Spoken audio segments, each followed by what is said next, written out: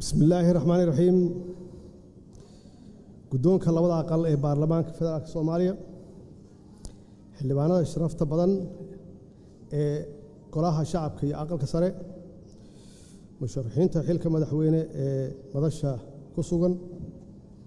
saraakiisha iyo ciidanka Soomaaliyeed ee habeen iyo maalinba u taagan difaaca dalka iyo dalka Soomaaliyeed haddii la fadhiyaan danjiriyaasha dowladaha saaxiibaha nahay السلام عليكم ورحمة الله وبركاته إله بقى محله ونو سورة قلية مانتا إن أديار قروني دور شديد مدادر عن سوغيني وكواس تيسن شاني يتوان كمي أسبوع عصا صعدة مدانا يالي مرويين اللي معنا شرفت له وحاني ويدي سنة إياه نكعد سنة إياه inaad codkiina isiisaan inaad u heelisaan isbedel doonka inaad u heelisaan dawlad wanaagga oo ku dhisan la dagaalanka musuqmaasuqa iyo wadaniyadda patriotismka waxaad haysataan barnaamijkii isbedel doonka socda waxaan rabaa inaan ka taabto xagee ka yimid isbedel doonka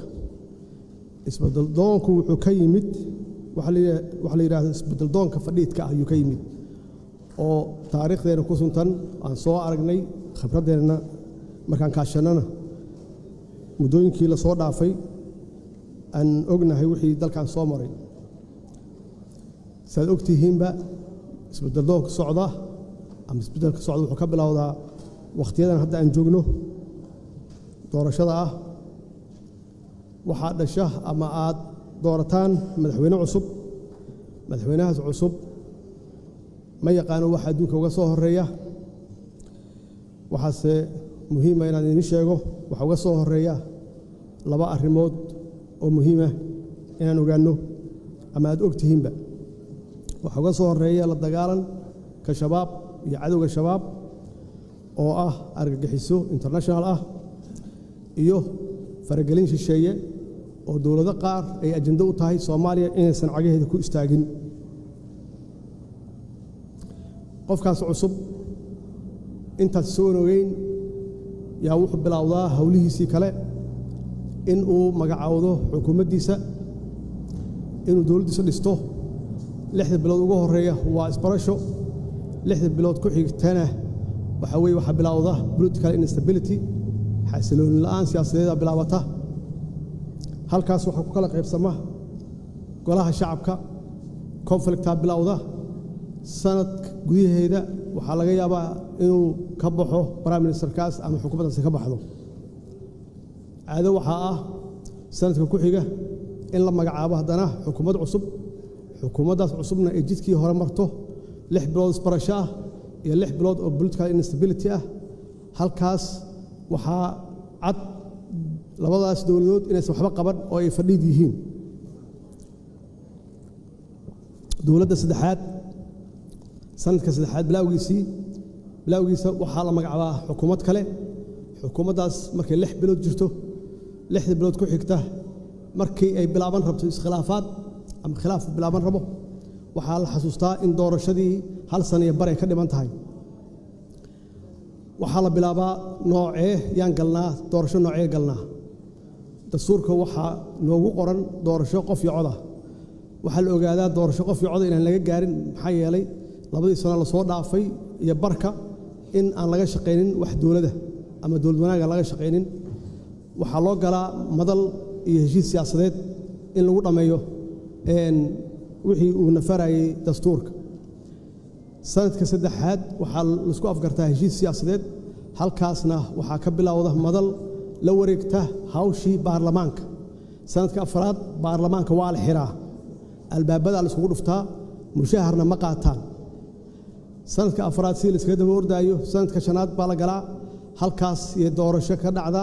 doorashadaas oo ay ku dambayso 70% baarlamaankii hore inuu soo noqon halkaasi waxaan ku baranay doorasho dadban iyo noocay tahay dawladda ku xigta iyaduna saasay ku bilaabataa saasayna ku dhamaataa xasilooni la'aanta siyaasadeed waxay dhashaa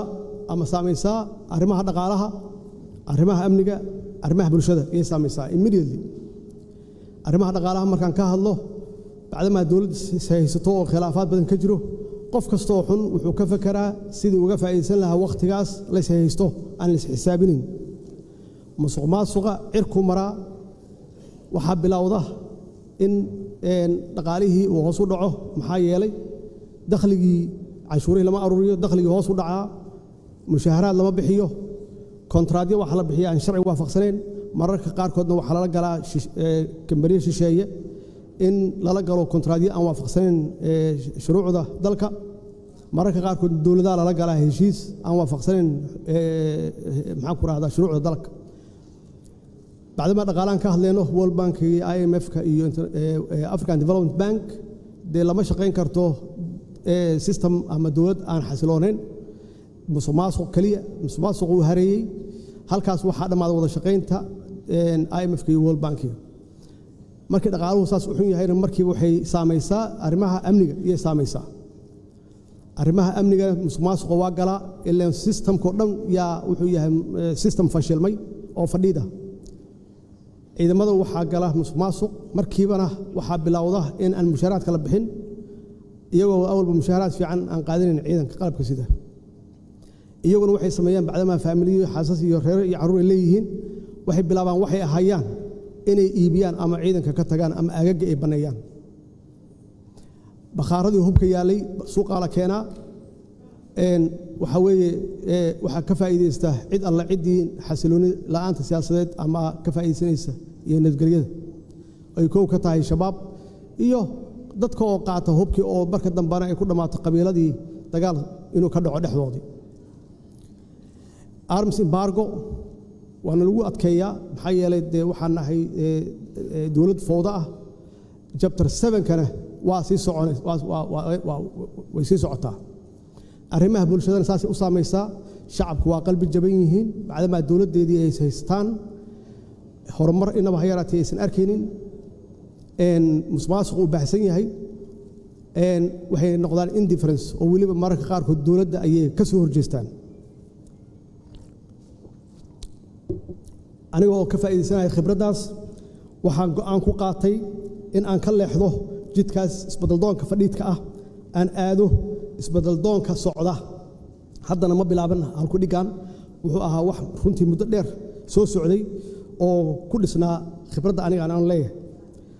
waxaan go'aan ku qaatay political stability ama xasilooni siyaasadeed dalka inuu galo waxaan uga horeeya xukuumadda aad magacaawdo inay shaqayso muddo dheer taas aad ku wajihi karto fargelinta shisheeye aad ku wajihi karto dagaalkan kula jirno shabaab waxaan siiyey awooddii ugu badnayd xukuumaddii ugu horreysay 3 sano iyo bar iyo shaqaysay oo ahayd waqti ugu faraha badnaa ama ugu dheeraa ee xukuumad shaqayso taas waxay keentay political stability keentay xasilooni siyaasadeed bay keentay waxa ugu horeeya aan soo celin waxay ahayd civil aviation oo muddo dheer 30 sano ku dhawaad dalka dibadiisa looga shaqeynay khaasatan magaalada Nairobi ee Kenya waxaan bilownay inaan ka shaqeyno dastuurkii oo meel fiican soo gaarsiinay oo hadda sugaya ilaa la gaaro heshiis siyaasadeed heshiisaasi sugaya la cutubadiisa kulli ay dhamaadeen waxaan aadnay safarro aan ku bixinay Puntland iyo Galmudug halkaas oo dadka Soomaaliyeed aan ku soo boqornay iyo xaaladaha ku jiraan waxaan noo suurtooday inaan dadka Soomaaliyeed ee galkacyo degan aan dib u heshiisiin u sameeyno oo muddo dheer ku dagaalamayay magaaladuna ay kala go'oneyd waxaan ka shaqeynay inaan odayaashii iyo dhaqanka isu keenno oo aan magaalada isu furno dagaal dambana uusan ka dhicin sidaas oo kale magaalada Caabudwaaq 5 qaybood u qaybsaneyd 7 sano dadka isuma gudbaynin dib u heshiisiin aan ka sameynay ilaa haddana waa isu furan yihiin magaalada Marka oo ugu dambeysay oo iyada naftigeeda muddo dheer dib ku jirtay waxaan geenay dib u heshiisiin dib waxaan u soo celinay wada hadalkii Soomaaliya iyo Somaliland waxaan diidnay shisheeye faragelintiisa waa diidnay pressure in la saaro waa diidnay wax ay rabeen inaan yeelno maxaa yeelay annaga waxaan loo doortay naloo dhaariyay maslaxadda ummadda Soomaaliyeed iyo danteeda taas waxay keentay inaan ku guuleysanay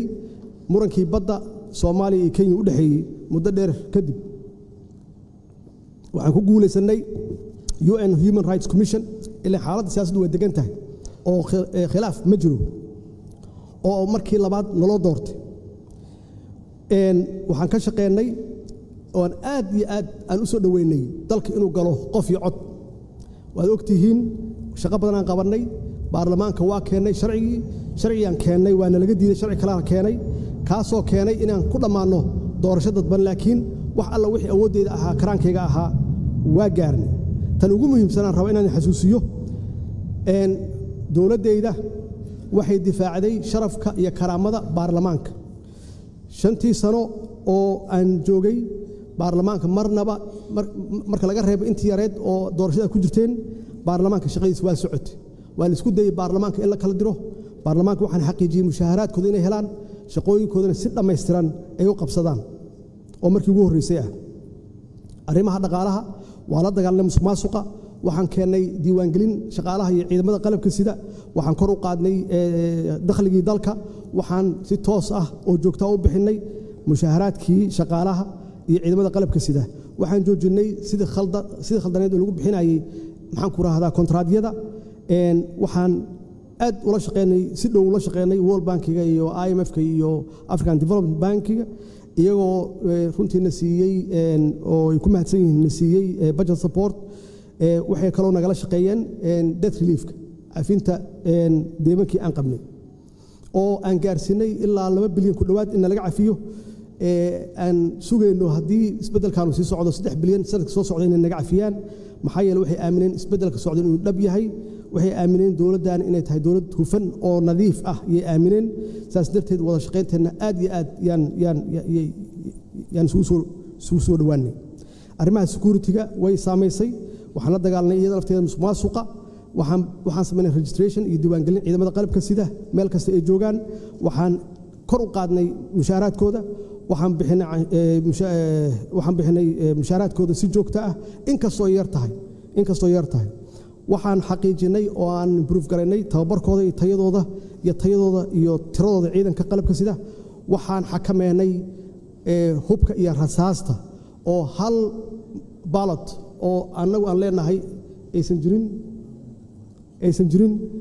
jirin wax suuqa yaalla oo aan xakameynay waxaan ka xoreynay shabaab sabiid iyo caanoole owdhigle jannaale iyo marka waxaan develop garaynay Somali Transition Plan oo aan ku bedelayno AMISOM aan u bedelayno ADMIS oo mandate-kooda aan bedelayno iyaguna ay insha Allah waqtigooda ka dhamaanayso 2024 waqtigooda ka dhamaanayso arrimaha maxaan ku raahdaa bulshada waxaan promote garaynaa annaga patriotism yaan promote garaynaa ummadda Soomaaliyeed waxaan kula talinaa inay qabiilka ka fogaadaan rajadoodii kor baan u qaadnay waxaan ku dhiirigelinaa midnimadooda waxaan bixinay service delivery ama adeega bulshada waxbarashada iyo caafimaadka 24 iskuul yaan gacantii dawladda ku soo noqotay 65 arday yaa free ku dhigata caafimaadka dhowr isbitaal yaa gacanteena ku soo noqotay ilaa 200 oo kun oo patients ah waa sidii aan ula wareegnay waxbaa loo qabtay arrimaha maxaa soo socda gooliska aan damacsannahay political stability inay sii socoto in dalku uu galo qof iyo cod insha Allah annaga ugu dhow wax sameyn kara qof cusub hadduu yimaado ma gaari karo xisbiyadii inaan xoojinno in aan compete garayno Security Council membership-keeda insha Allah hadduu Ilaahay yiraahdo oo 51 sano ka hor ee noogu dambeysay inaan u tartanno African Union leadership-keeda arrimaha dhaqaalaha debt relief-ka inaan dhamaystirno oo laga cafiyo investment iyo maalgashi xoog leh inaan ka shaqeyno blue economy khaasatan fishery iyo agriculture-ka iyo livestock inaan dhalinyarada shaqo abuur u sameeyno hadduu Ilaahay yiraahdo Soomaaliya inay mar kale noqoto dal normal ah hadda anagu normal manihin arrimaha security-ga dalka inaan ka dulqaadno arms embargo chapter 7 aan ka dulqaadno shabaabka aan la dagaalno hay-adaha amniga aan u kordhino mushaharaadkooda aan dhamaystirno shaqada wanaagsan ee hayaan ADMIS oo ciidamadeena qalabka sida ay la wareegaan shaqadooda wassalaamu calaykum waraxmatullaahi wabarakaatuh